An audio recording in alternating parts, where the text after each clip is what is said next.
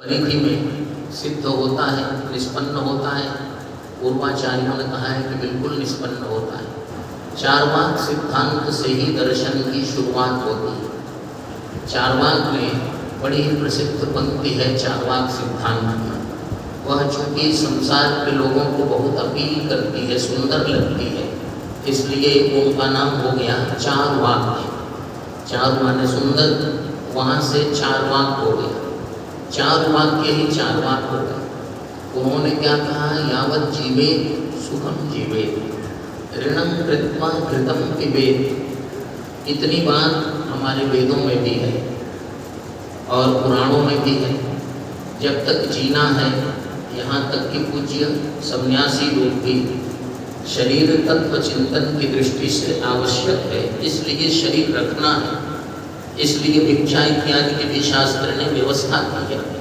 ऐसा न हो कि शरीर के प्रति उपेक्षा हो जाए। शरीर के प्रति उपेक्षा हो जाएगी तो संन्यास में भी तत्व चिंतन संपन्न नहीं हो सकेगा। इसलिए अधिक से अधिक तत्व चिंतन करने के लिए, भजन करने के लिए और अधिक से अधिक भजन करने के लिए शरीर को रखना आवश्यक है। और उसके लिए यावत जीवे सुखम जीवे, सुख पूर्वक जीना, अवसाद में नहीं जीना, विषाद में नहीं जीना, डिप्रेशन में नहीं जीना, किसी प्रकार का फ्रस्ट्रेशन मन में हो, ये ठीक नहीं। सुखम जीवे, सुख पूर्वक जीना।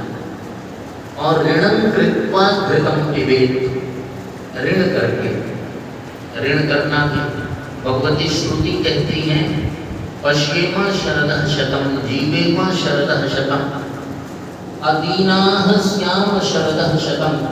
हम बिना दीनहीन हुए और 100 वर्षों तक जीवित रहें। तो सुखपूर्वक जीने के लिए तो भगवान वेद भी कहते हैं कुर्वन्ने वेह कर्माणि जिजीविषेच्छतगुं समाः। सत्कर्म करते हुए हम इस संसार में, इस धराधाम में 100 वर्षों तक जीते रहें। और ऋणं कृत्वा घृतं पिबेत, दूसरा पक्ष है। ऋण भी लेना चाहिए। जब अभाव हो तो ऋण लिया जा सकता है।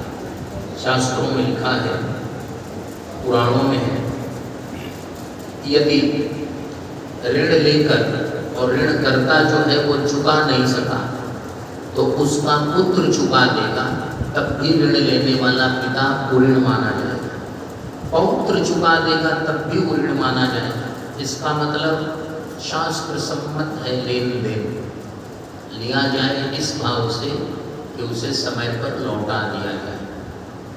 ये तो शास्त्र सम्मत है। ऋणं कृत्वा कहा चार्वाक ने, ये नहीं कहा कि किसी का लूट लो, ऋण करो, ऋण ले लो, किसी को ठग लो, किसी से और किसी की चोरी कर लो, ये सब नहीं कहा।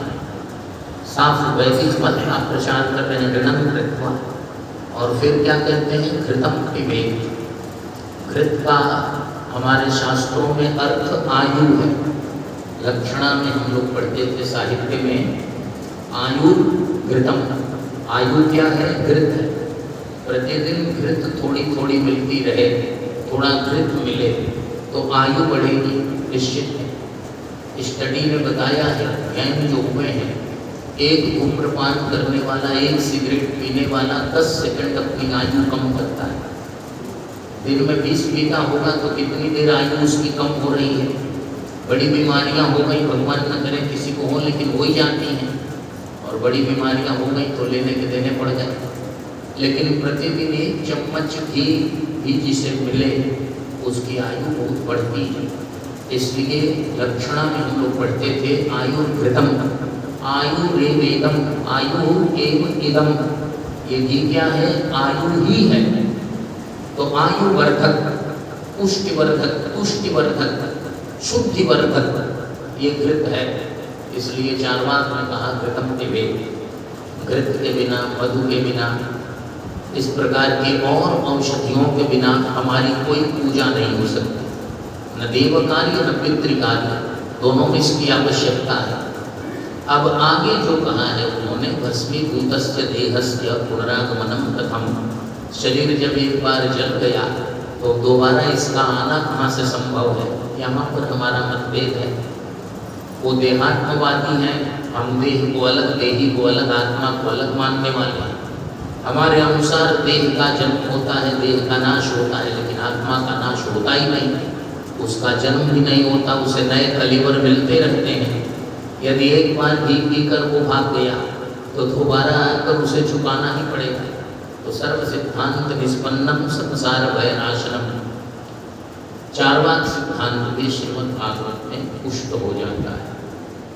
उसका अर्धांश तो पूरा पूरा वैदिक सिद्धांत है, सर्व सिद्धांत निष्पन्नम। हमने आचार्यों का नाम लिया, आचार्यों का नाम किस लिए लिया? ये सब वैदिक आचार्य हैं, श्री माधवाचार्य, श्री रामानुजाचार्य, श्री निम्बार्काचार्य, श्री वल्लभाचार्य और श्री शंकराचार्य। उत्तरोत्तर सत्य सहिष्णुता की उत्तरोत्तर अभिव्यक्ति है। सत्य को सहने की, परम सत्य को, चरम सत्य को समझने की इन आचार्यों में क्रमिक अभिव्यक्ति हुई है। इसी से श्रीमन मधुसूदन सरस्वती स्वामी जी महाराज ने इन सभी आचार्यों को सर्वज्ञ कहा है। ये सब सर्वज्ञ कोटि के आचार्य हैं, लेकिन इनके अनुयायियों में जितनी सत्य सहिष्णुता की क्षमता थी, उस हिसाब से, उस अनुरूप इन्होंने उस सत्य के अनुसंधान को प्रकाशित किया है, प्रकट किया है। और सबसे मजे की बात क्या है? कहा सर्व सिद्धांत निष्पन्नम संसार भय नाशनम, संसार के समस्त भयों को यह नष्ट करने वाली कथा है। जो कथा सारम भगवान है या फिर उनकी ये जो कथा है, यह संसार के समस्त भयों को नष्ट करने वाली। संसार का भय कैसा है? हम लोगों को तो रोज ही भय बना हुआ है, हर बात में भय है।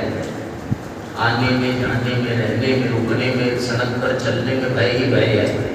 संसार का पग जो है वो भयाक्रांत है। इसलिए भागवत जी में बड़ी अच्छी बात बताई है कि भय हमें प्राप्त है ऐसा नहीं। इदं भगवता पूर्वं ब्रह्मणे नाभिपंकजे स्थिताय भवभीताय कारुण्यात् संप्रकाशितम्। इदं माने यह श्रीमद् भागवत पूर्व काल में लोक पितामह श्री ब्रह्मा जी जो भगवान श्रीमद् नारायण के नाभि पंकज पर, नाभि कमल पर अवस्थित थे और उनको भगवान श्रीमद् नारायण ने देखा। स्थिताय भवभीताय, संसार के भय से ब्रह्मा जी कांप रहे थे।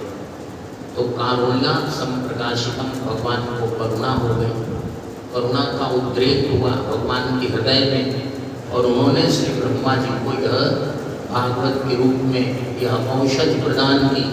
और इसको सुनने के बाद, सुनने और श्रवण करने के बाद, जानने के बाद श्री ब्रह्मा जी संसार